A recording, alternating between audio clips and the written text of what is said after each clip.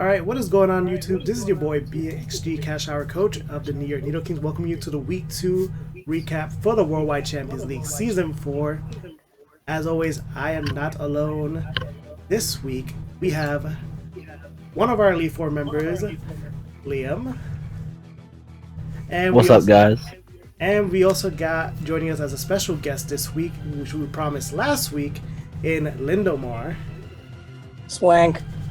You're supposed to say what's swanking, guys. Oh my god. No, what's up, guys? Alright, so Lindo, thank you for actually joining us this time. I know you got busy last week and you couldn't join us as much as you really wanted to. Yeah, I had like a last minute. I'm sorry about that.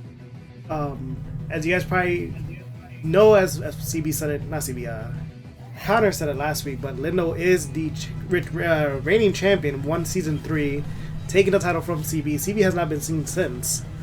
We don't know where CB has been lurking. So Lindo's here as the champion sitting in with us for the week. So usually we do start off talking about what the current standing and whatnot. We're going to shift it up a little bit. Just go straight into the matches and then worry about the standings later on in the show. So first thing that we need to discuss is the fact as to why is Liam here when he did not get a 4-0 win? Listen to me. I got a 4-0 win. You got a 3-0. But no. Yes, I got a 4-0 win. You got a 3-0. But Yo. certain circumstances happened that made me lose a mon that I shouldn't have lost. No, you got lucky. And yeah, the Cash got lucky. Cash was the one who's got lucky. That game was supposed to be a 4-0. Nah. That game should have been like a 2-0 in his favor. No? The way that the match was running at this point, I feel like I even said in my Cash, own match, Cash couldn't have won even if he hit that Zen headbutt. I'm just letting you know. it would have literally just became too close to actually call at that point. Because even though I already had one opponent that was essentially useless, and that was Volcanion. So it literally came down to, not counting Volcanion, it was essentially Azelf, Raikou, and Tangrowth versus Excelgor, Victini, and... Who's the last one? It would have been mind games. It would have come down to a 50-50 with Terrakion and Terrakion was the last Azelf. one. So literally would have came down to who actually was able to predict the other one. Yeah.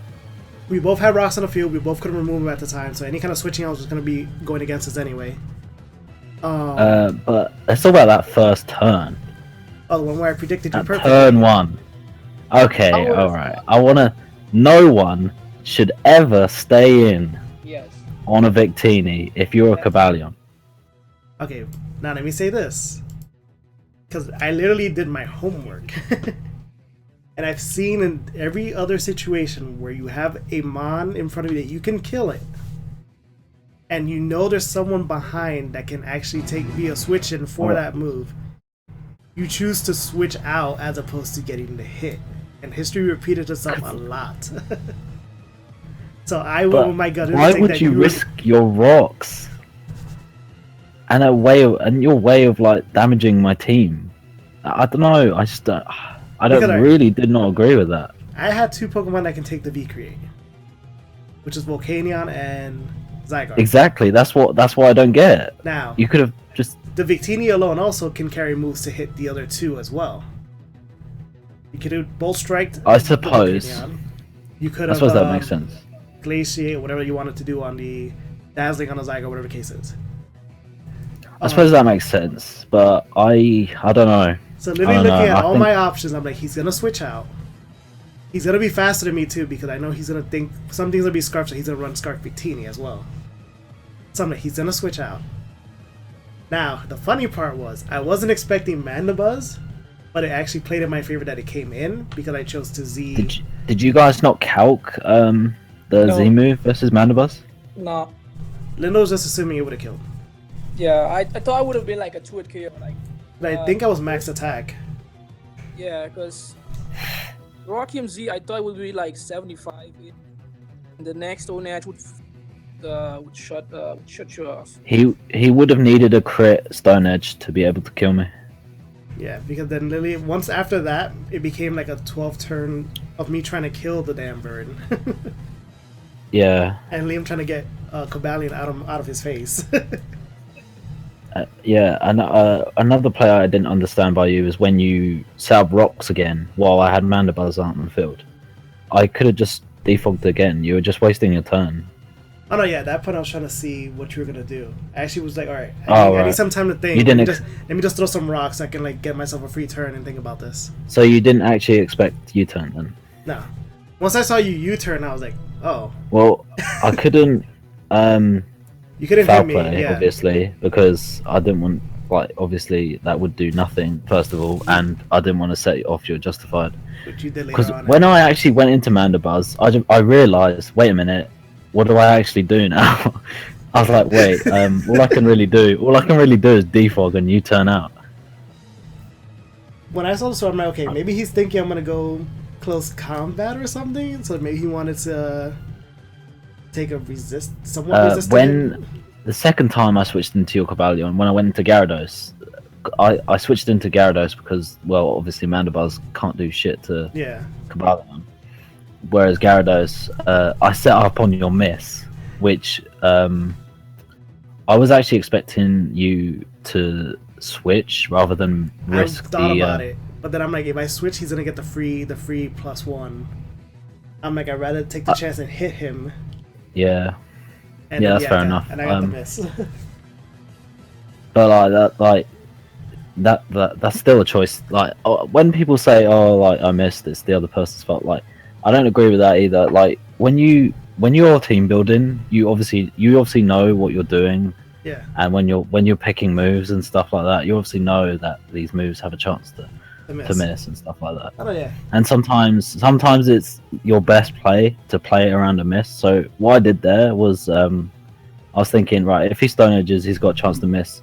I think I think it actually had a chance to not kill because of my spread. Yeah, probably. Because you intimidated as well. I actually because I had a lot of HP. So I actually think I had a chance to live that, but I can't remember the calc. I know, and I'm the one that built, like, Lindo couldn't even say, all Lindo really did was just help me with the EVs and whatnot. Move-wise, I literally picked everything. And, like, when I sent him what I made, I literally gave him the reason, like, this is the reason why I'm doing this. And he did... Were you Sugar Berry on, what's it, Volcanion, right? Yes. Yeah. I expected that, so I didn't really bother. I expected Shuka on Cobalion or Raikou or Volcanion, so that I couldn't just straight up. Well, I clicked Waterfall on Raikou anyway, so yeah. So I couldn't like straight up sweep with a Gyarados if I got set up. But what I didn't expect is Volcanion to live Super Sonic Sky Strike. Yeah, it lived at 6 HP. That's crazy. I thought that thing would die. Full HP and defense. And if only I was. Yeah, you put. If I was adamant. Yeah, let me look that up real quick. If only I was adamant. Let's see. What's spread? Anyways, what play I don't agree with was Cash with Canyon in Tangro on Terrakion. What else was he gonna switch in? Yeah, that was my physical wall. Sack it there. At that point, I don't think Volcano does anything. Oh yeah, that's true. Nah, you're right actually. I know what you're talking about. Yeah, he could have just sacked. That close combat did way too much. I was like, that did so much. Yeah, it wasn't. Wait, was it? Wasn't a crit? It wasn't a crit. No, it wasn't. No. Oh no, it's because it was life orb boosted. That's why. It was life orb, yeah.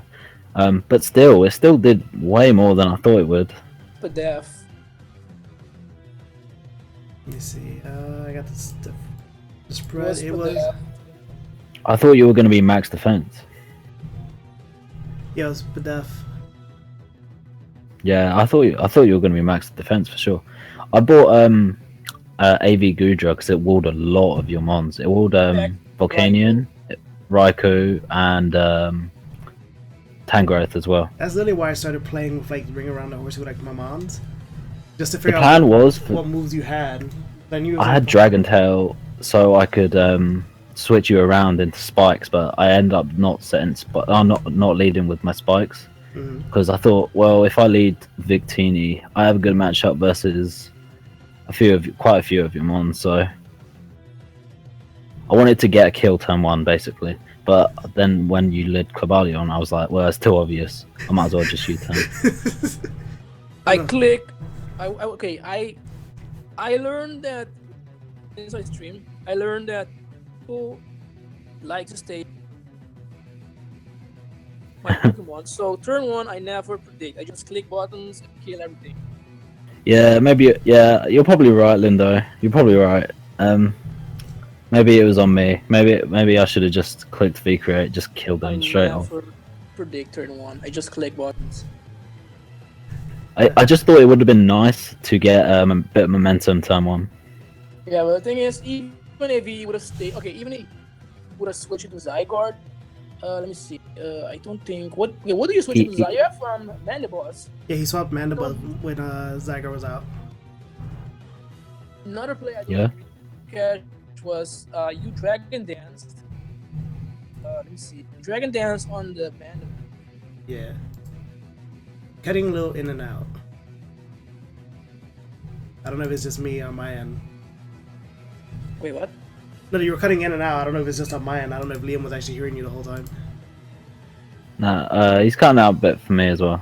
I know he said he didn't. It was the Dragon Dance on Mandibuzz. Dragon Dance on Mandibuzz, yeah. I know what he's talking about. Because did you not expect foul play, Cash? No, I know you have foul play. And yet you Dragon Danced? Yes. Because I knew for a fact there's nothing I had with him was going to kill you in one hit. Yeah, at that point you could have went to Raikou. Oh no, that's literally like why when I hit you, what is it, the one time, right? Yeah. I saw after a while I realized what you would do is I would hit you, you would hit me back or something, then you'd roost, and then you go for it again. So once I'm like, okay, the second time he's gonna go for the roost, you went for the roost. So I already knew, okay, for the third time I'm gonna go right into Cobalion so you can just buff me up, and you did. Yeah, that's true. I did. So there's there's some reason it's still not Cobalion. Yeah. Cobalion is still weak as hell, even at +1. He just has base 90 yeah, physical attack. It's really underwhelming. I wish it was a bit better. Alright, so next... Anyways, let's go on to the next match. Alright, so next match is the Philadelphia Scythers versus the Seattle Sharingan Superiors. Alright, Lindo, let's hear your thoughts on your match. Okay, going into this match, I knew that if Bobby brings like a specs, switching does not exist. So basically, okay, I made like a full HP, full Spadaf, Jellicent with enough speed to outspeed like a Arena without any speed investment. So my plan is I'm gonna switch in to the Moonblast specs to see if it specs. And since I'm faster, I can just recover stall for a bit. The plan was a team. Oh yeah, lead with Drapion, because Drapion, he doesn't have a switch in. So I lead with Drapion as he leads up with Marowak. Turn 1, I think I went for the knockoff. No, actually, no.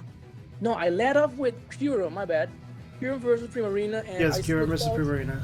Yeah, I switched out because I don't want him to be like a really weird Scarf or Wakanda Sash. I Kyurem turn 1. So I switched out into Jellicent as he's switching to Marowak. Had I put a Fusion Bolt, I could have killed the Marowak kill because Terravolt Fusion Bolt. And then what happened? I went for the knockoff on the Marowak. The Drapion had burned me. And there was a point where he went for the Dragon Claw on Drapion.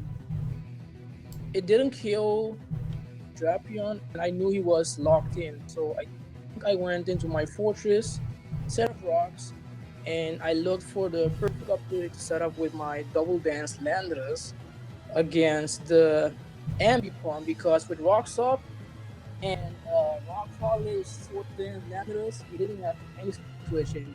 So against the Ambipom, I went for the rock polish turn 1. He went for the fire punch, he burned me. Had he not gotten the burn, I would have swept thing right there. So I had to like improvise and force dance, and switch around. Because I know you ended up killing it. Yeah, I killed it. But at that point, I think you killed him and Electivire. Yeah, I killed Electivire because it was Scarf Electivire, and outspeed me because I had enough speed on my Landorus to outspeed a Scarf Miss Magius, which is the fastest thing he would have. Yeah, I'm looking at Bobby's team right now, and he really does not have anything for a dual dance Landorus. I traded him for Mandibuzz, and he gave Spiritomb to Pum. Maybe those could have done something for him in this matchup, but yeah, because you gave I'm him not sure. Kyurem, right? I gave him Kyurem, a regular Kyurem, and Pum gave him something. I can't remember. Oh yeah, it was Ampum. If he had those two in his team, maybe he could have handled the Landorus a bit better, other than the Fire Punch, the Fire Punch burn. Oh yeah, also I didn't have anything to switch into the Marowak. I was really scared of. Let's look at your team. Lindo has. Yeah, you're switching to Marowak was something. Was Landorus or Zapdos? Yeah. My Zapdos had ancient power to the Marowak. You would have had to have been a really defensive Landorus to be able to switch in. Nah, like I said, my game plan was set up rocks, double dance on Chomp, Livani, or Marowak. Actually, wait, couldn't Big Fat Miltank to it? Yeah, Miltank switching to that, but the thing is... Yeah, that's true. Yeah, you're right. I'm pretty sure I calced that. Flare Blitz is still a twit KO. If I'm not running any defense, which I don't know. I really wanted to use double dance land because he doesn't have you've been saying that in the Discord. You've been saying, "Oh, I'm gonna run dual dance every game." You even warned someone that you'll bring in dual dance land. I think it was tonight. Silver. Oh, it's Silver. I think Silver. I told him, "Hey, expect double dance land as me."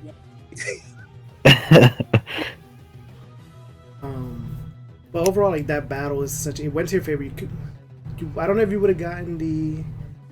What is it? The 6-0 because you let the Drapion die early on.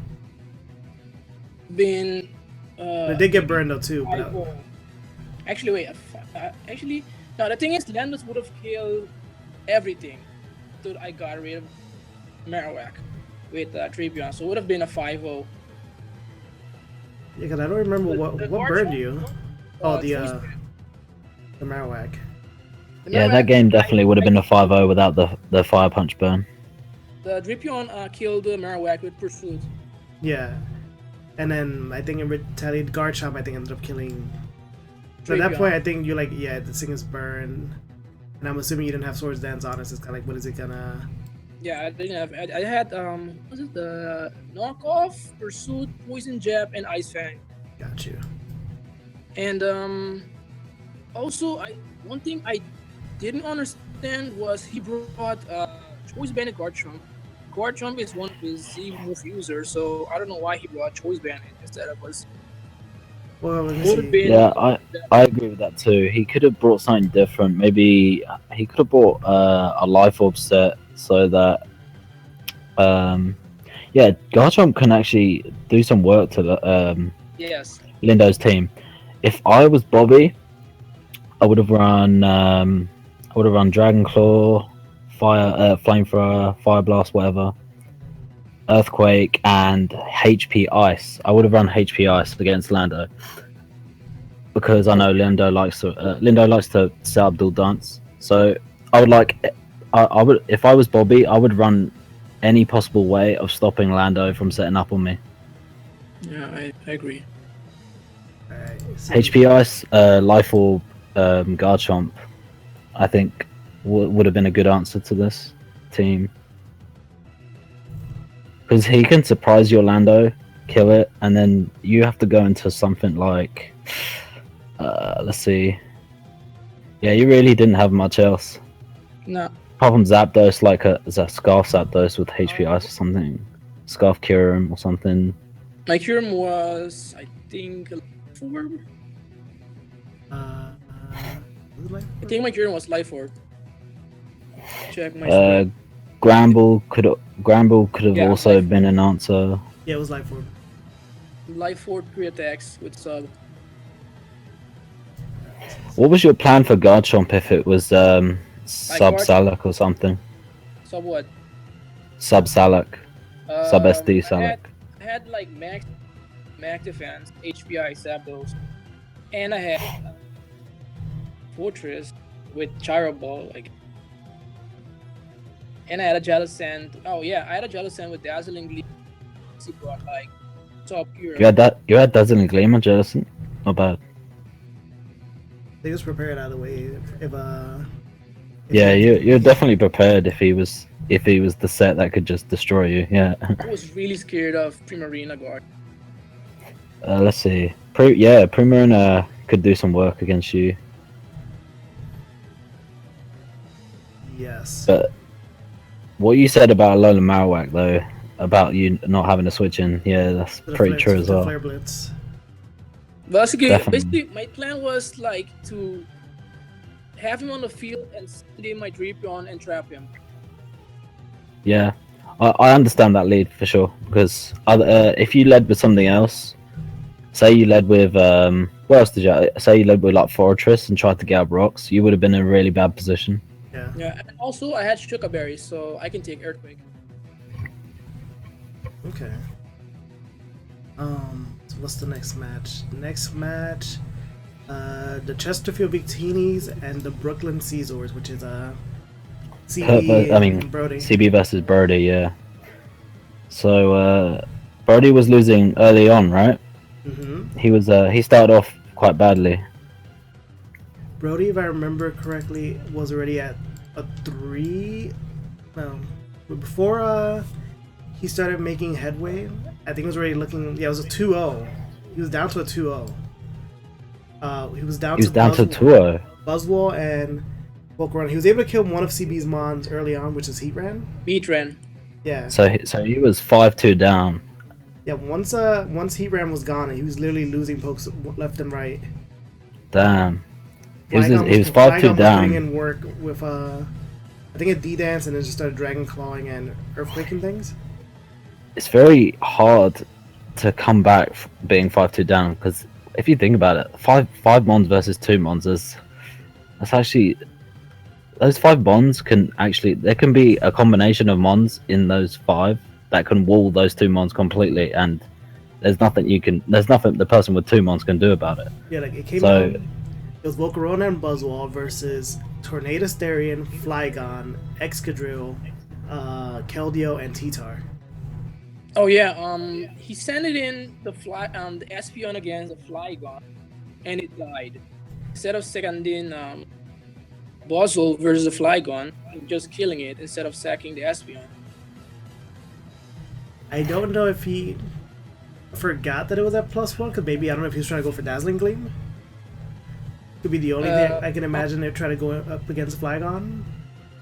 But he had Ice Punch and Flygon, and there's no way +1 Flygon can a bulky Buzzwole, unless he's running like the Overdrive, which I'm pretty sure Flygon is not a user. Chris, I think. No, his Z Crystal user? It's Chris has Heatran, Escavalier, and Tornadus. And he didn't reveal it with Heatran, because Heatran was leftovers. So it could have still been Tornadus for all he have known. I think I saw Life for Tornado. I think. So let's talk about that Buzzwole set then. That bulk up Buzzwole. Yeah, I'm not sure if because I think CB Dragon Clawed it. Yes. So I don't know if he was expecting it to die in one hit, whatever. But once he got that, I think he had 1 or 2 bulk ups. Might have just been one bulk up. Yeah, he had 1 bulk up. He took the attack really well. Like about 75% of his health was still there. Flygon obviously was still faster. Went again for another Dragon Claw. Did less than it did before. And then at that point, like Brody just started taking names. Ice punched the Flygon. I believe he ice punched the Tornadoes also. Yeah. I think Buzzwole is actually a very underrated Ultra Beast. You hear people always talking about like circuitry and stuff like that, but I think Buzzwole in League format has so much potential. Like you can run like stuff like some weird stuff like Z bulk up or something, stuff like that. Z bulk up doesn't do anything. Yeah, it does. What does it do? It pluses attack again, so you'll be at +2 attack and +1 defense. Really? Yeah. And it was funny. I'm pretty sure. After every kill that he got, his defense was going up too. So at that point, yeah, attack goes up by 1. Just FYI. Yeah. He was the last pokes that CB had were almost all physical. The only exception being obviously Keldeo. It came down to a Hydro Pump. Yeah, that's what ended up costing him. Like when Keldeo came out, Keldeo obviously a special attacker, went for that weak special defenses. I think Buzzwole has. Yes. If Kelly would have missed the Hydro Pump, King Chris would have lost. Because at that point, damn. Grantor has like Scarf, Fire Blast. Yeah. Yeah, you're right. It would have lost. He would have lost. So let me see something. And I remember him missing a Hydro, but I don't know if it was this week or last week. Corona. Okay, yeah. He missed the first Hydro Pump, and then Volcarona went for the Giga Drain. He did like 50-ish, I think, and the second Hydro Pump killed the Volcarona, and he won. Yeah, cause I remember him. I knew he was gonna come back and haunt him because I think he hit Iron Tail first try with Tornadoes, I think it was. Iron Tail against what? Let me see if I can go back and find it real quick. Togekiss? I think Togekiss, right? Yeah, there was a Togekiss. Iron Tail versus Togekiss. Oh no, it was with Flygon. First try. Flygon. Which we know that doesn't really happen in most battles because Iron Tail does not usually connect with anything. That's another Pokemon that's really good. That's really good now. And with the introduction of Z moves, Volcarona I think is becoming one of the best Pokemon in the game. Well, no doubt. The Z move introduction and the Gale Wings nerf. Stuff like that, yeah, basically. I just think Volcarona, like, it's very predictable. It's a very predictable mon. Like, obviously, like you're just gonna see Quiver Dance on it mostly, but just because you know what's coming doesn't mean you can stop it. Like a +1 Volcarona with a Fire Z move. That is, I don't think there are many switches to that. Well, kind of like if you had a Z Fire V Create. Oh yeah, something like that too. Yeah, definitely.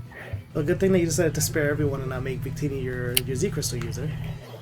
Yeah, there's reasons for that though. I have a reason for that. That was you being nice enough for everyone. Like, you know, for all the snipes you guys did, I'm not gonna let you guys get hurt by That's not really the reason. My other Z move users, I just thought they could benefit from it more. Whereas Victini, I'll be running Scarf and Band mostly.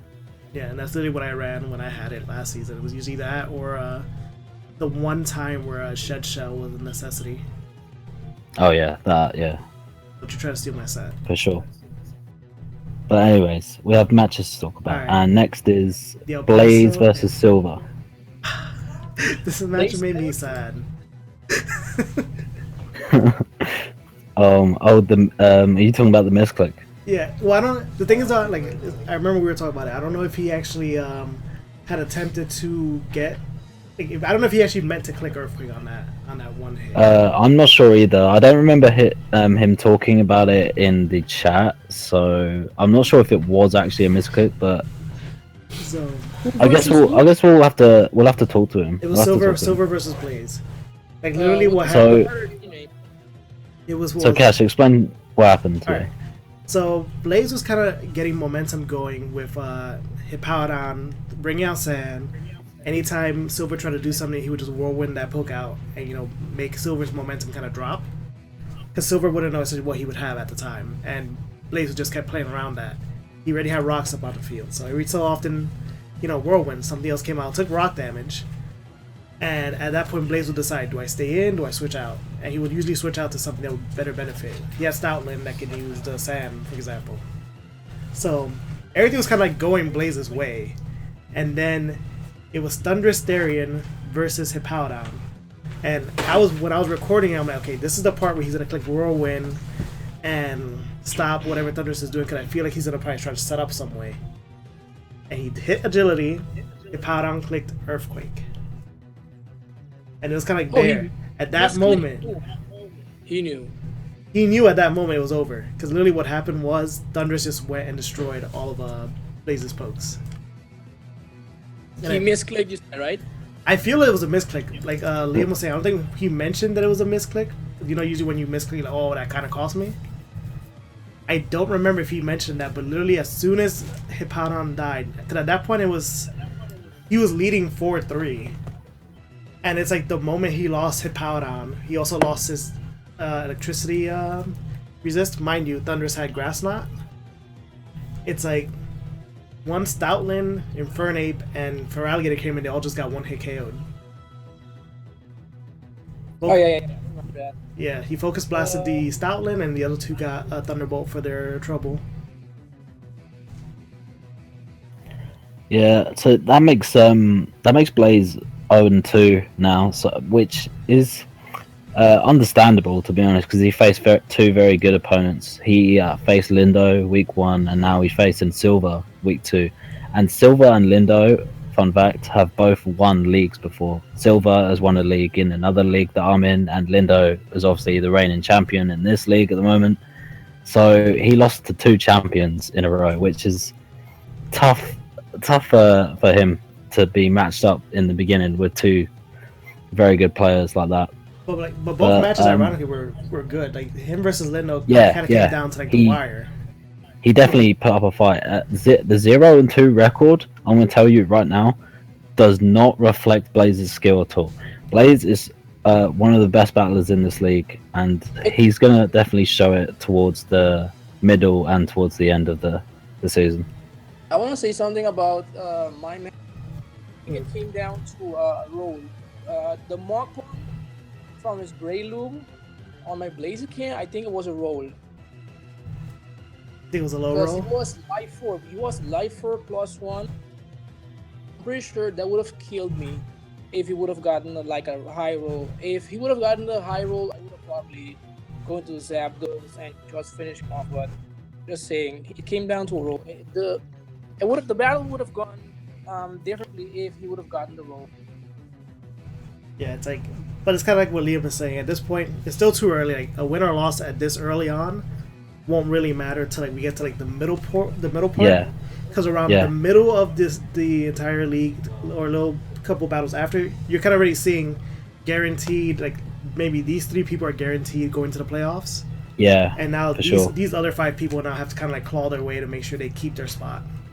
Yeah, that's what I'm saying. Like maybe it's a blessing in disguise that Blaze has to fight all the best people at the start, because now all he needs to do near the end, he knows who he needs to beat to be able to get to playoffs.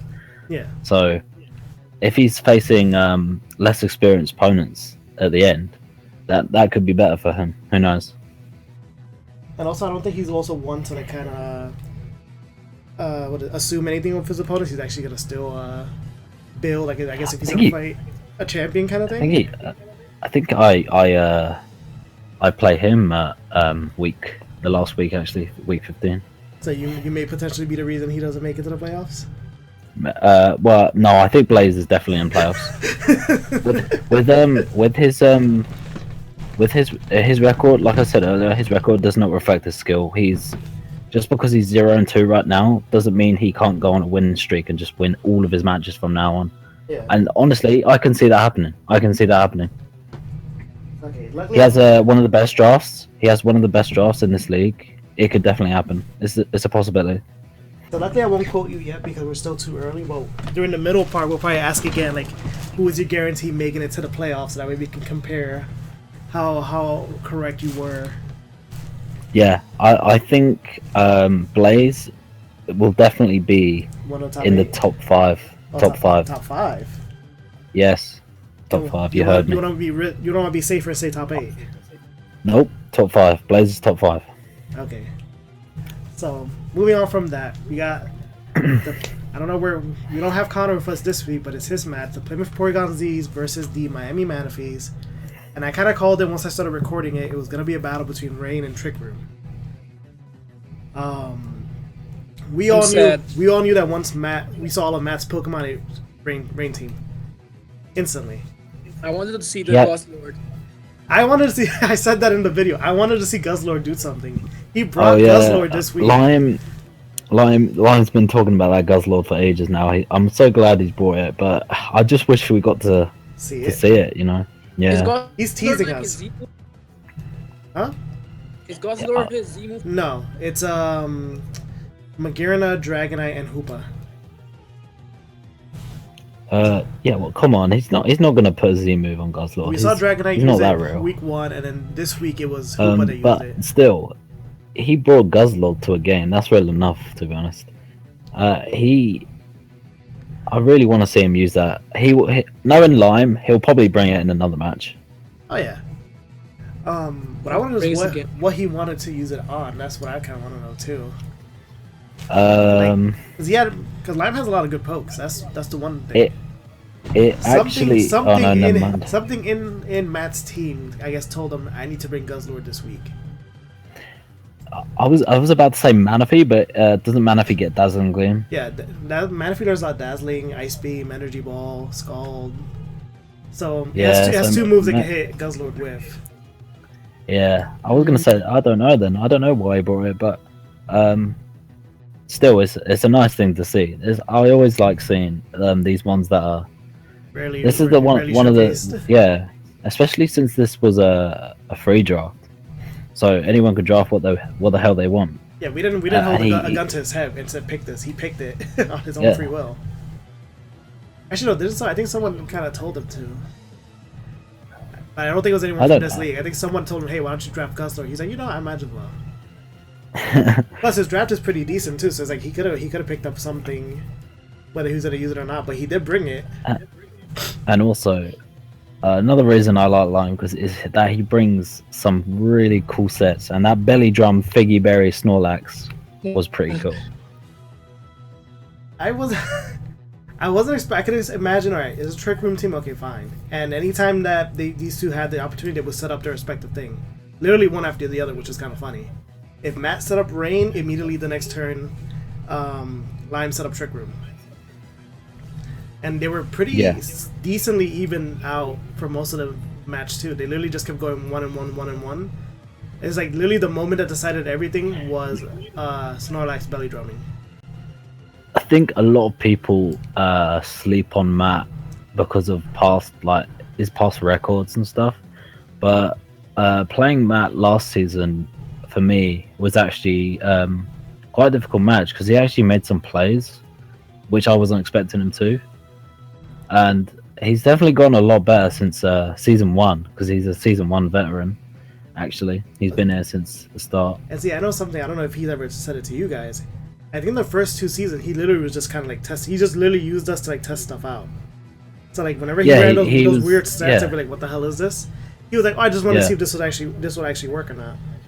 So and it was last season he started playing serious. No, last season he what was it? He nearly 6-0'd CB. He nearly 6-0'd the champ.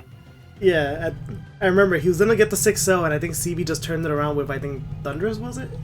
Yeah, it was Thunderous. Yeah.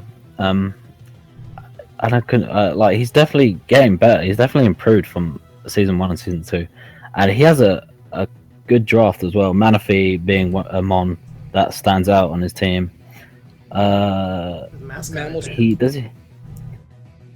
He has essentially mons that get the boost because of the rain. So he has Manaphy, Rotom, and Golduck and Pelipper. Yep. And then he has mons that take advantage of the rain, kind of like Toxicroak, can heal himself with the rain and whatnot. And then he has kind of other things. I guess it's kind of like to balance it out, kind of thing. Just yeah. He's like, I need this typing. Format. You can't stick to one playstyle. So he has Whimsicott, he has Haxorus, he has Cresselia, he has Skarmory, he has Mamo. Cresselia has also been a staple of his in this league. He's Yeah. always he's really liked picking that mon. I think there was just one season where he didn't have it, and I think Pum took it. And he just kind of took it back since. Season 2. Yeah, season 2. Pum had a season 2. And then Matt just kind of took it back since. But no, it's pretty much, it literally came down to that one Trick Room moment, because even Hoopa's Z move on Whimsicott was just kind of like bullying. Because he just opened him. The one thing I was kind of interested with. What's that? He worry seeded on the Magearna. He wanted to. I don't know if Lime predicted it, was kind of was expecting some kind of other status move. But he went into Hoopa, and Hoopa got worry seeded. I doubt Lime predicted that. I doubt anyone could ever predict that. My guess is he was expecting to get sleep powdered or something like that. Yeah, it was probably something like that. There was you would have to be some sort of god to predict Worry Seed. So and literally the turn he decided to switch out, he goes into Hoopa, who wouldn't have done much, I guess, item-wise, because he was carrying the Z move anyway. So Magician wouldn't have done anything, but the swapping that was actually kind of impressive. If he would have got on Magearna, I would have actually laughed. Yeah, that would have been crazy. Alright, next match we got up is, and you said this last week, the Wilmington Crobats versus the Waterville Weavils. Oh yeah, Here we go. I have a question. Here we go. Alright, what's your question, Linda, before Liam goes on a tangent? So I want to ask you this, Liam. In this match, Shane powder on the Turtonator, and he hit, right? Yeah, he did twice. He did it twice. What would have happened if Turtonator would have switched him hitting the sleep powder on another thing? That would have been to me. It would have been breaking sleep claws. I don't know how Liam would have taken it. Yes, it is breaking sleep claws. Liam is taking it. All right, so picture this again, Liam. So essentially, it was Venusaur, Turtonator, right? Yeah. Venusaur, sleep powder, Turtonator. Turtonator's now asleep. Right. He clicked sleep powder again. Turtonator stood in, and then he clicked it again, and Turtonator stood in.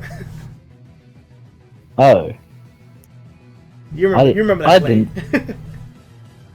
Look, right.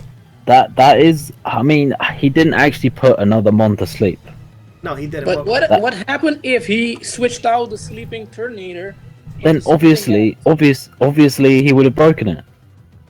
I don't know why this is a question. Like, that's clearly obvious. He didn't put a second mon to sleep, therefore he did not break sleep claws. I guess his question is what would have happened if he did at that point. Yeah, that's the question. Then he would have broke sleep claws. Then that would have been a disqualification. But I'm trying to figure out why he was clicking sleep powder. That's my one question. No idea. 2 times that wasn't a misclick. 2 times in a row? He was obviously trying to break it, but he didn't break it. My only other guess could be that he was counting the sleep turns, kind of like I did in my match versus Kurt. That maybe either first turn I don't care, and then second turn once it wakes up I'm gonna put it back to sleep. But the fact is, it's kind of like what Lindo said. What if he just swapped out? Like, I'm gonna go into Umbreon this turn instead. It's it would have been a disqualification, and a disqualification in this league is a 6-0 win. Because the thing is, he went for a leech seed on the Turtonator, right? Yeah, he leech seeded. He went for sleep powder, which he got also. And he went for it again. So he didn't burn any turns of sleep. So the only thing I can think of was a misclick. Okay, so then what would you explain the second one? What the second one? What? He sleep powdered again. He sleep powdered again. The second one is a misclick.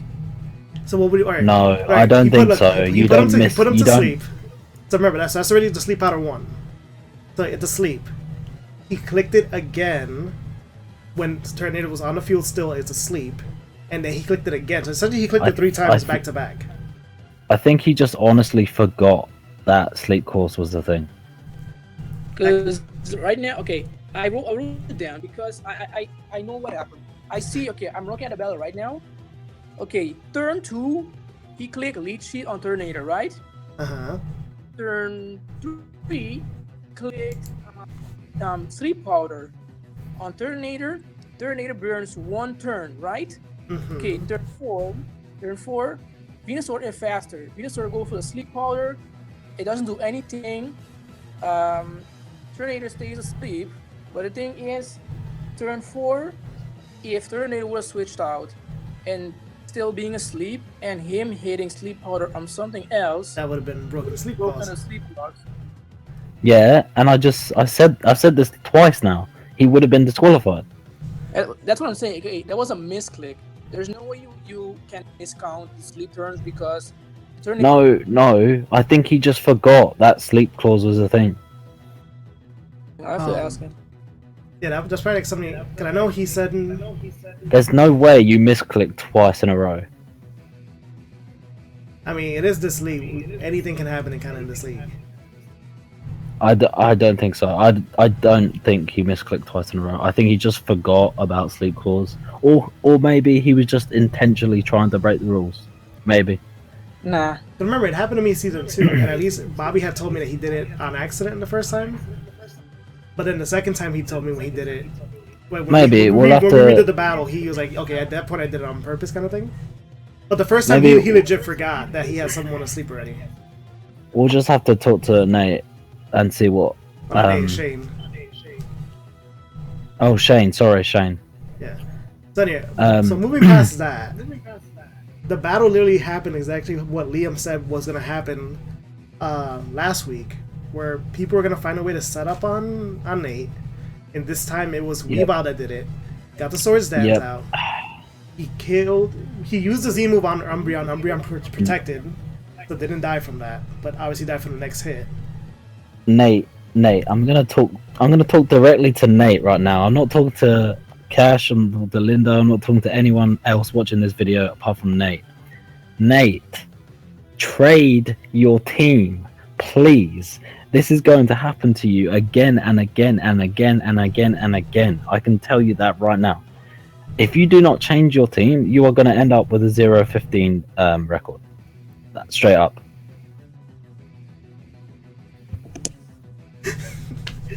That was Liam right there dropping the mic at that point. But, it wasn't. What was I think he had a 4-0. It could have been a 5-0, but what's the name? Weavile got poisoned from Toxic, I believe. Yes. Yeah, that's the only thing that prevented him to continue sweep. But Weavile kept attacking, things kept dying. Gastro's the only one that lived, because Clefable got 1 hit KO'd also. Yeah, Gastrodon went for that heat HP fighting on Weavile. Yeah, that was HP fighting, right? Yeah, fighting. Yeah, I took a guess. I'm like, okay, I don't think it's gonna be whatever it was super effective. You know, it's not fairy. He's a water type, so there should be no reason he should be running HP water. I'm like, was it HP fighting? Yeah, he ran it. It killed Weavile. And then after that moment, Xurkitree came out and just energy balled and then T-bolted Necrozma.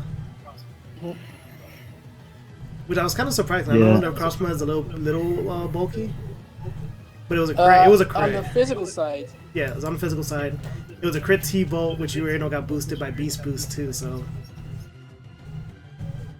but it is what it is. Liam already said what he had to say about that.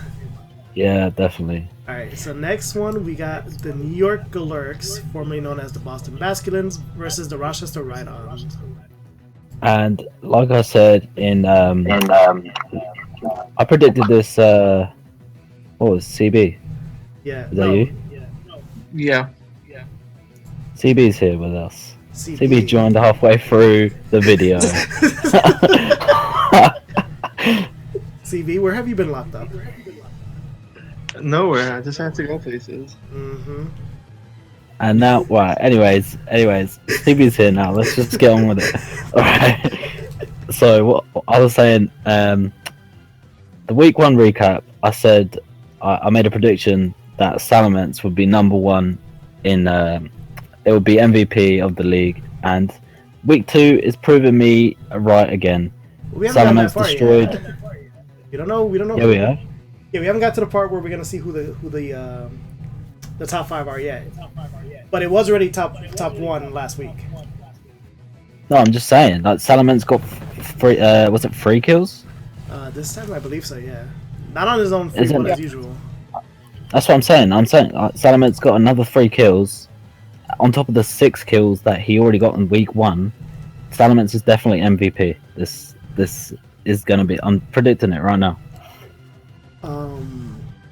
What was I think it was? Who did he kill? He killed. He killed PORYGONZ. Yeah. He killed. I think he killed Lottie in the end. I think. Oh, he killed Lucario. He killed Lucario for a fact.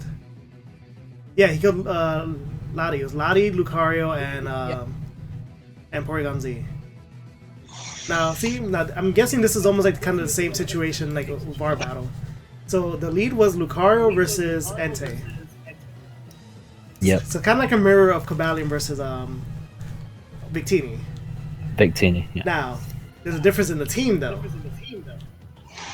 Noah has Lucario, I just said Delma as well. Decidueye, there you go. PORYGONZ, Latios, Houndoom, Meloetta. His only switching. Well, he could have switched in Houndoom, but that's a very risky play. He could have. He did do that. You always switch into Latios. See, I would have switched into Latios because Latios resisted the fire, and if he would have went for a ground move, Levitate. I agree. Yeah, I agree with that play as well. Pum went for the bulldoze and killed Houndoom one hit. Yeah, very good play on Pum's part. That was. While I don't agree with the bulldoze, because I think Latios was the more likely switch in. That's still well done. I mean, he went into Houndoom at the end of the day. Yeah. So Pum got that right. So.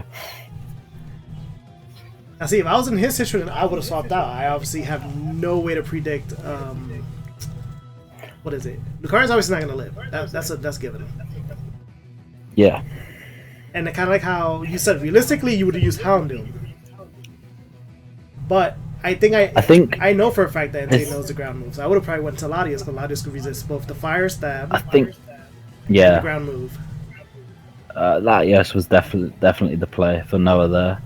I mean, going into Houndoom obviously is still a play, but in turn 1. Those are not the types of plays you should be making.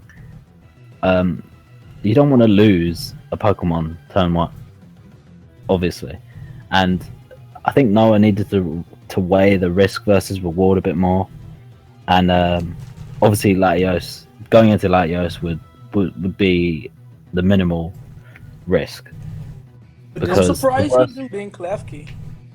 I don't think he had Klefki yet. Klefki was a new acquisition. At this time, he didn't have Klefki yet. Yeah, he didn't get the chance to use it yet. Okay, then he didn't have anything for... Yeah, I'm looking at his team now. He doesn't really have anything to deal with ENTEI, because... What is it? He doesn't have many mons that are physically defensive. He doesn't have any flat water types. And Noah has Latios, Lucario, Jolteon, Crobat, I think Alolan Ninetales, Sandslash, Meloetta, Decidueye, Golisopod, Houndoom, PORYGONZ, and Lycanroc Midnight. I mean, Golisopod is a decent answer, I assume. At the end of the day, it is still neutral. The first Sacred Fire... I don't think so. Second, okay, he goes for the first Sacred Fire. It will probably not exit out with... Emergency exit? One will. You think so? Yeah, it's a choice banded. Probably that thing was choice banded. I think it was choice banded, yeah. Yeah, every time he attacked, he just switch out.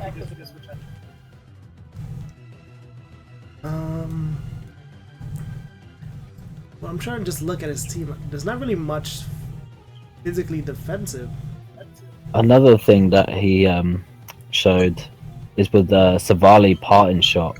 How well it works. How well it works with Salamence. I couldn't take that move seriously, and you guys probably heard it when I was recording it. I kept laughing. Why? Because it looks like he's just cursing at you. Oh. Like, Savali shows it zooms in on his face, and he's spewing some random characters at you, and then he switches out. Yep. And the fact that he called it Jesus on top of that probably didn't help the case either. So all you just see is kind of like Jesus is cursing at you, and then he left.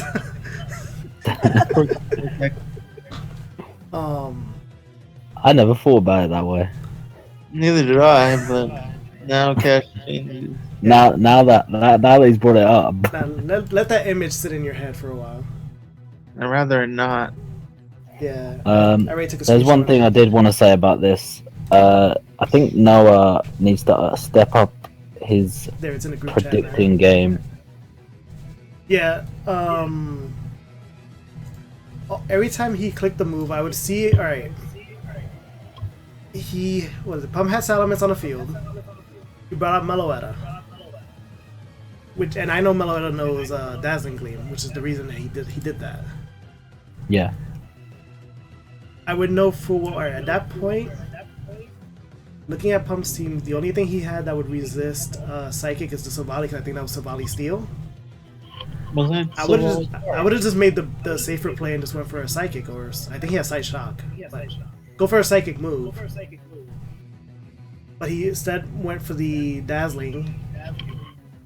Obviously predicted, so Sylveon came out, took the hit. Yep. Yeah, he just has to work on that a little bit more. He essentially would just keep predicting.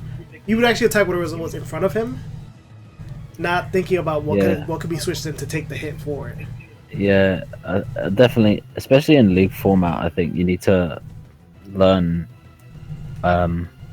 what's a good switch in, what's not a good switch in, and you also need to like what I was talking about earlier, the risk versus reward. The Houndoom switch-in was too risky, whereas the Latios switch-in was the safest thing you could have done. Plus, it was turn 1. Losing in Pokemon on turn 1, that's a no-no. Like, being already behind at turn 2 is really not good. I think I think he didn't switch in Latios because the Latios was Dragon Dance. So it's obviously physical Latios. So if he switched in on Sacred Fire, He'd be afraid to get burned. Yeah, that's a good point. And maybe his problem is the prep. Maybe I think he just needs to prep better around certain mons. Maybe he could have used like a DD Latios, but instead of being like physical, just use it to just gain the speed. I say, and then just go like special. Yeah, that could. Yeah, I suppose. Because he did get 2 of them up, but the problem is, like I said, saw that coming. His Silvally T-Wave, so that half the speed already from the first D-Dance. And then he Parting Shot it also, which lowered down the boost anyway. So Noah had to D-Dance again to get back to neutral speed and +1 attack. But like I said, he just kept playing around him a lot. Yeah. Pum was quite dominant in that game, especially Salamence. I believe that brings us to our last match, the Adelaide. Actually, he gives me crap, so I'm just gonna say at this point I don't even care. The Adelaide ABSOLS and the Falls for a Pro, which is Kurt and Napalm. So Napalm finally got the Blizzard to actually connect with Rotom Frost.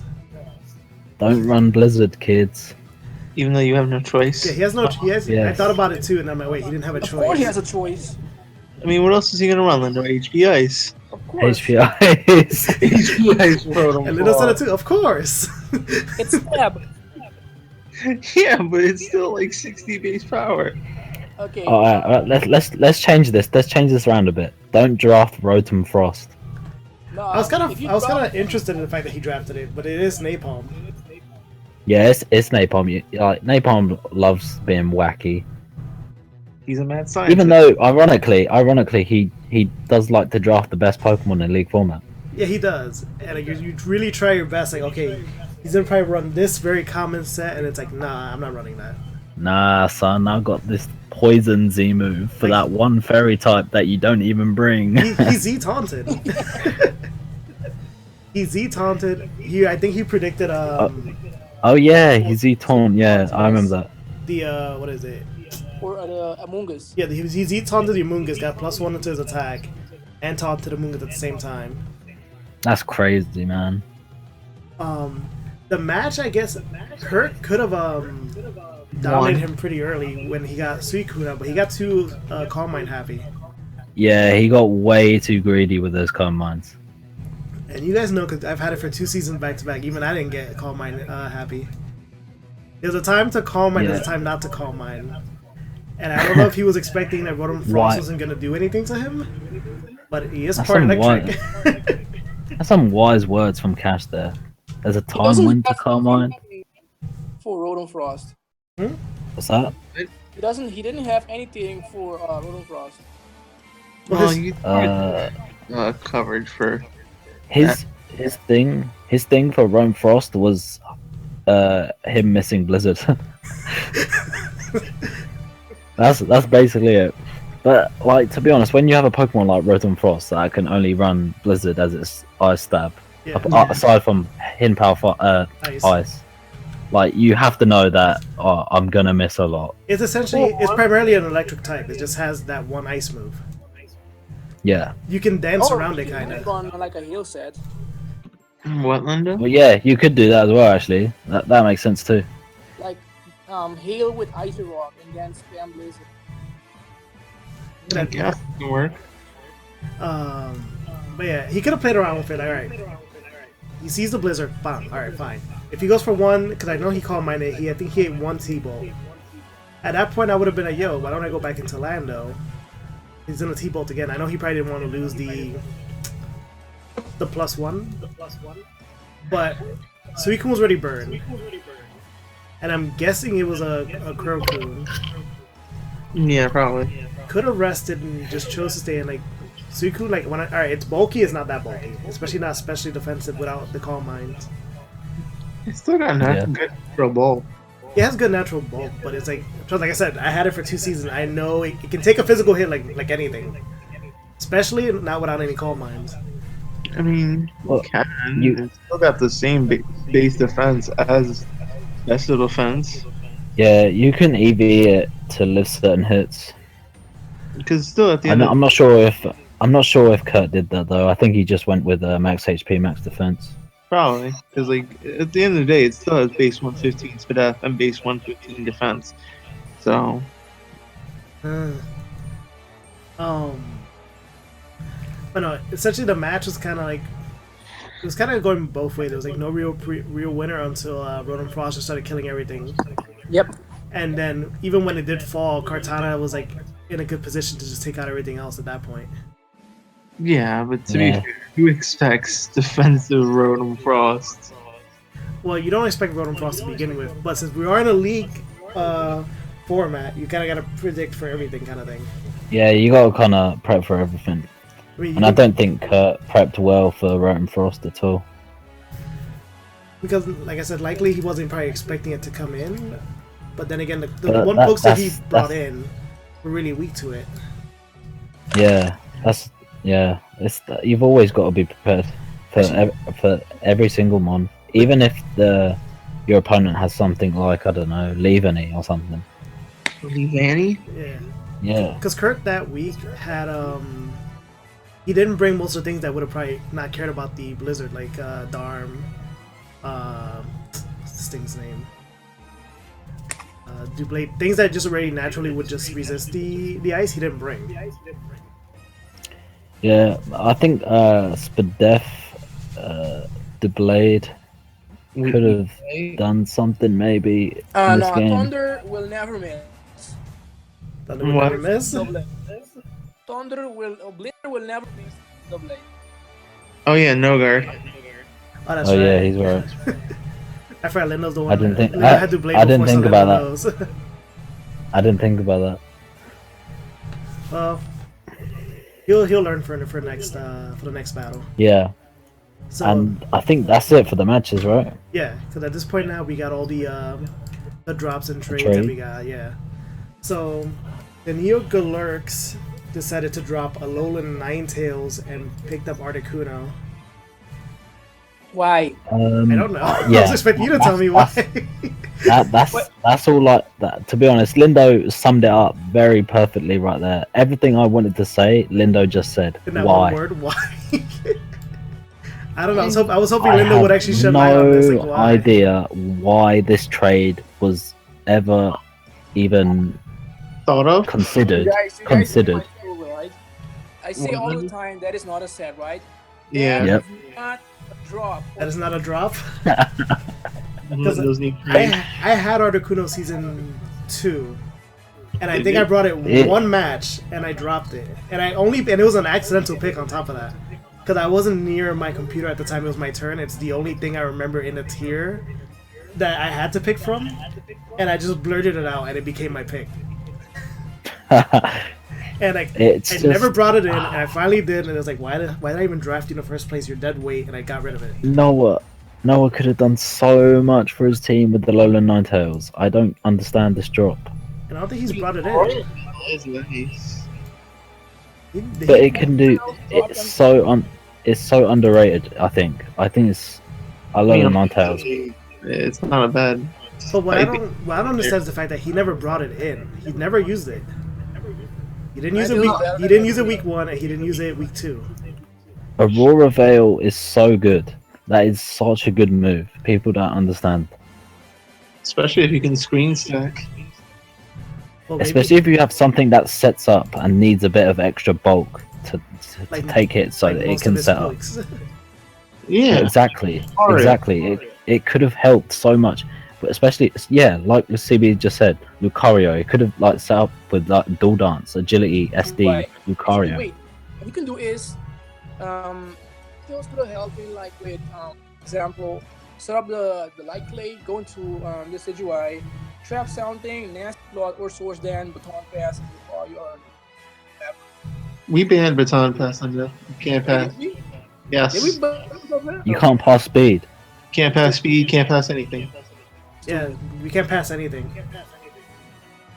You can pass. No, it's not pass completely. Didn't you remember? No. Yeah. Yeah, this speak. We've never banned that. I remember asking CV about it Plus speed, and you can't plus speed plus anything else. Before I picked up Scolopy, I remember asking oh yeah, is it normal baton pass rule that we're using, which is just no speed, or is it just no baton pass anything? And I remember CB said, hold on, I'm gonna talk to Liam about it. Later on, he told me, yeah, we decided no, nothing. Okay then, never mind. Cause I remember, because this wasn't. We're professionals. Because it wasn't. Wait, so you can't baton pass anything. Nothing. So you can't click the move window. Nothing. I was gonna baton pass, charge, Zapdos, and stuff. Oh my god, you're terrible. Because I just wanted to know before, well, I wasn't even gonna do anything. I barely even baton pass anything at all. But I wanted to confirm 100%. I usually, with CB, I usually go for any kind of confirmation for things before they even come across my head. And CB, if he doesn't know, he usually be like, hold on 1 second, let me consult Liam. And I get an answer back in an hour where it's the answer is no. Okay, and he made another questionable drop. Noah made another questionable drop. Right, so Crobat for Skuntank. No. He changed that. He dropped Crobat for Nidoqueen. Oh, did he? Oh, Nidoqueen. Oh, yeah. It was gonna be Skuntank, right. And he changed his mind before it became official, and dropped it for Nidoqueen instead. Yeah, you're right. Yeah, that's an okay. That's an okay trade, I guess. That gives him an extra rock setter. Nidoqueen can be quite strong with Sheer Force. Can be also pretty bulky. Toxic Spikes is a thing too. But here's the thing, and it's gonna lead into when I talk about his last switch-in.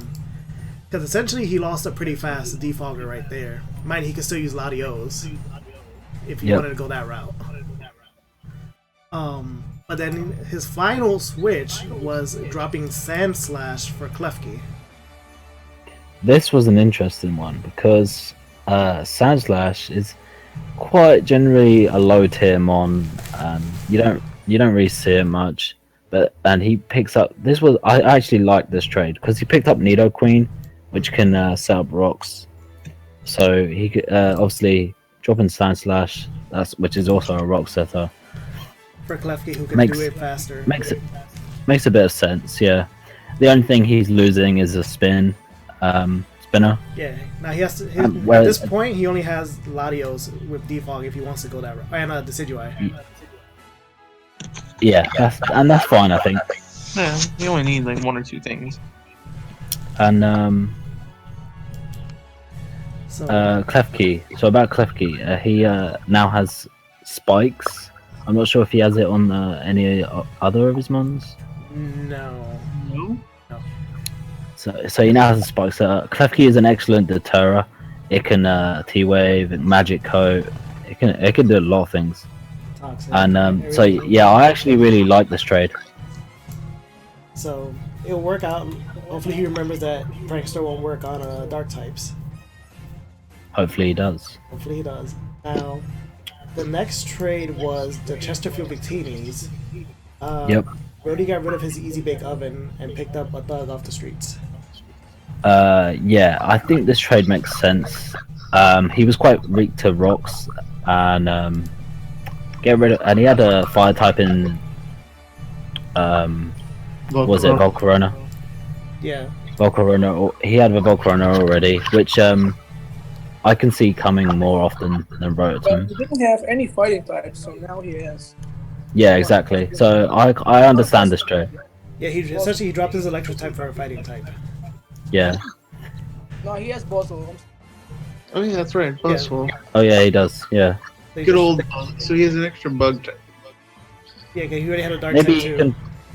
Maybe he can pick up a different electric type in the future to patch that up. Yeah. Maybe. Who knows? Now this is I know gonna be. I could probably imagine why he did this, but the last chain, Rotom Frost is going away, and he's picking up a load of Ninetales. Now, this trade I do like as well. I like this trade as well because Rotom Frost, it has to rely on Blizzard. We were just talking about how much that costs people. Yeah, exactly, and it cost him the game versus Palm. So I can see why Napalm did this trade. Alola Ninetales does a lot for him as well. He can set up Aurora Veil, and then Mew can do some stuff. He can. And he wanted to deconfuse right Alolan Ninetales. Oh god. Yeah, I think he did say that.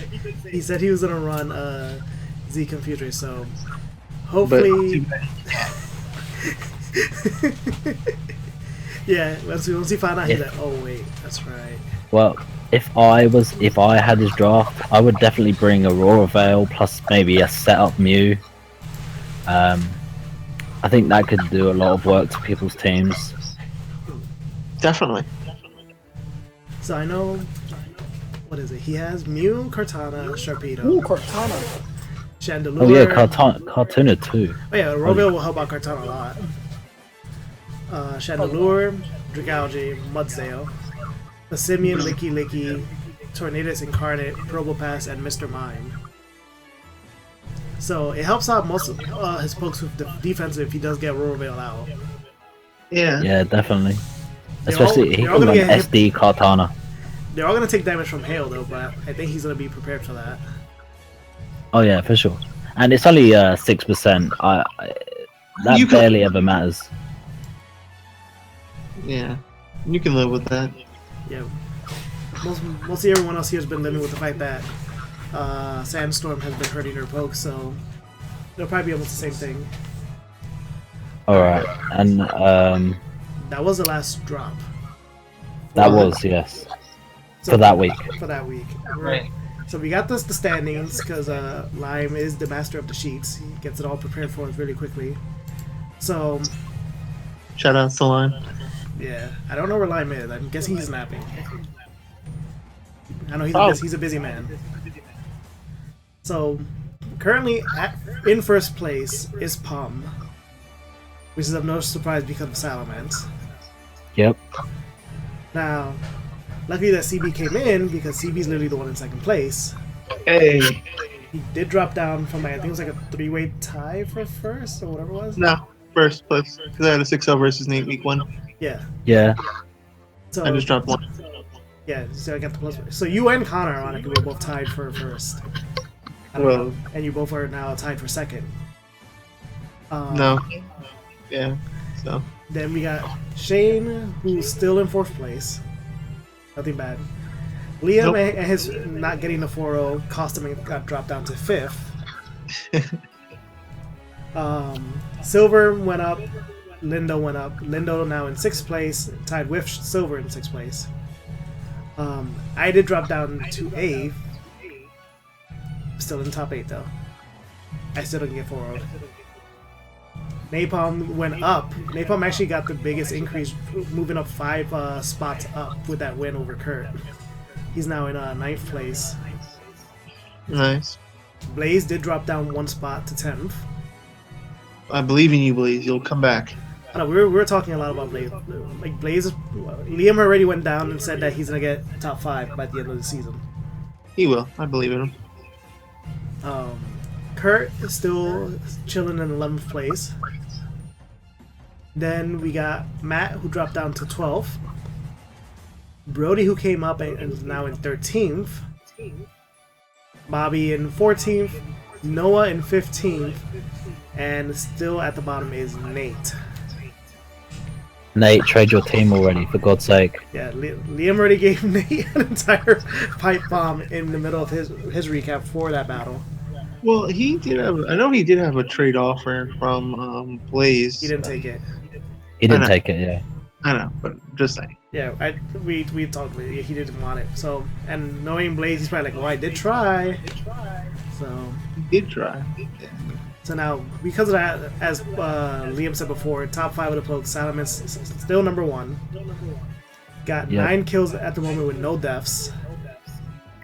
And there is a gap in between that because the next 2 pokes will be Connor's Magirna and Silver's Thundersterian at 5-0. That's a huge gap. A 4-kill gap in at week 2 is huge. Then we got Shane, who got Zerkatry at 4-0. And then, ironically, that's no surprise. For the 5th slot, there's really a 3-way tie, but obviously the she can only. I did talk to Connor about this. She can only show 1 poke in that specific spot anyway. So it gave it to Silver's Hydreigon, which is currently 4-1. I believe also tying that, I believe is my Azelf, or no, my Volcanion, and someone else's mon, and I'll get that person right now. It's a 3-way tie between Hydreigon, my Volcanion, and Shane's Weavile, who are all 4-1. And right behind it is CV's Gorgeist. Young 3 kills, man. So let's establish this real quick, and I know Liam will probably find this funny. Gorgeist is ahead of Kiram Black. For now. Well, For now. Mind you, they're all like in a. There's a 1, 2, 3, 4. It's like a It's a 4-way tie. tie. Yeah, it's a 4-way tie. It's Gorgeist, Kiram Black, Snorlax, and Excelgor. This is crazy. Excelgor and Gorgeist are at the same kills as Kieran Black. But only week 2, okay? Yeah, yeah, but my Excelgor, it wasn't even offensive. It was lead Excelgor. Okay, watch me kill everything. My neck. Who's my next opponent? Oh yeah, you, Cash. Well, See, why do you have to rile him up against me? I wanna kill everything with you. sorry, Cash. You better be. But the standings right now are honestly about what I expected. The top 8 right now are around about what I expect to be the top 8 for the whole season. But now, this is what you said. You said this also week 1. When we announced what the top 8 were, you were like, those 8 players in the top 8 are who you expected to be in the top 8, right? Yes. Right. Now, you also said that Blaze will be top 5, but he's not in the top Oh yeah, 8 for the last 2 definitely, weeks. definitely. So who do you think? I mean, So you would I have to said knock- around. I said around about. So you would have to what I knock expect. someone from for your predicted top 8 to drop down. If I had to knock someone out, it would either be. Yeah, let I me think- remind you, it's Pums, I think CV. Blaze would either replace either Pum or Cash. I'm What not do even you in the get? top 5. No, but I mean in the playoff spot sort of thing. That's what I'm talking about. I usually have my ways to claw my way to the top. I think Blaze would take either yours or Pum's spot. So you would still say that overall, CB, Connor, Shane, yourself, Lindo, and Silver are still going to make it up there. Yes. So we're quoting this again. Just so you know. I'm not saying I'm going to be top 5. You just I'm literally said definitely making playoffs. You just said that literally the current players right now is who you expected them to be right now, and that by the end of the league, either myself or Pump will drop down in favor of Blaze. Yeah. Yes, I think so. Okay, so we're gonna quote this. It'll probably the last. I think it'll probably. I think Pump can stay actually. Pump will lose to me. I'll make sure of that. No. I think Cash. I think Blaze is gonna take your spot. I'm sorry. You think it's my spot? Okay. So yeah. I'm gonna make sure, just like this time, to prove you wrong. I mean, you still lost. Now, mind you, last time I didn't get to fight Blaze. I ended up getting kicked Blaze's replacement out. So I never actually fought Blaze season 3. But like it's league format. Like anything can happen. Anyone can beat anyone in Pokemon. I mean, Liam could get 6-0 by Nate for all we know. I could get 6-0 by everyone. Oh, you gotta say by Nate. Like I could get 6-0 by Nate. Dude, no one's getting 6-0 by Nate. I can tell you that right now. You just said right now anyone could get 6-0. But nobody's gonna get 6-0. I meant anyone apart from Nate.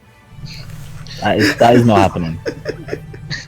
Liam will shoot himself before that happens. Alright. Yes. So anyway, with that said, we did cover everything that we had to cover, so that it would be the end of the recap show. Let me go over again who are the matchups for week 3. We do got Connor versus Blaze. Yeah. That's gonna be a good one. We got Brody versus Matt. That's a pretty decent one.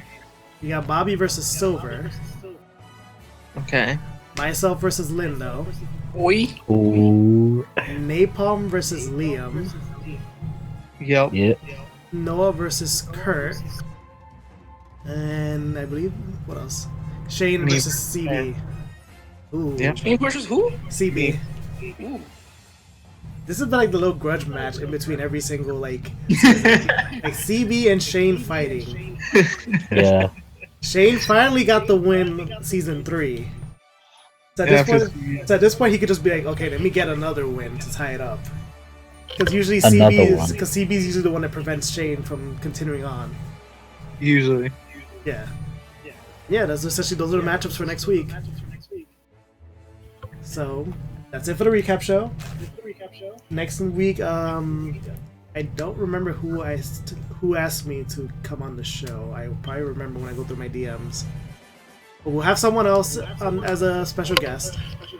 Hopefully they'll have more notes than Lindo did. Yo, I had a lot of notes.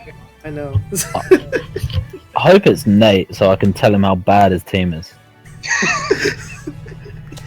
I mean, I can bring Nate if you want. I could be like, yo, I'm gonna have to substitute you for Nate. But I feel I don't think it was gonna work out because I feel that it's just gonna be you going change your team, and he's gonna say no, and we're gonna hear this for like a couple hours. Pretty much.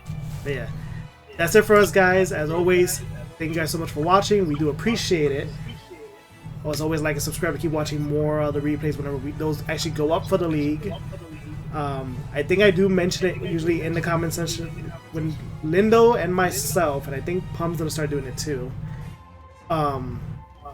You can see our side of the battle from our own channels where we actually give a little bit more recap. Obviously, Lindo does 20 minutes of this is why I'm doing this before we get to the battle. But you can understand why Lindo brought what Lindo brought. Mm-hmm. Live Wi-Fi battles. Yeah. And those streams too. Bring any kind of set that you want because Lindo will appreciate it. And you get to face Lindo's dong teams that are... Yeah, you can face all of Lindo's dongs. Wait, okay, pause.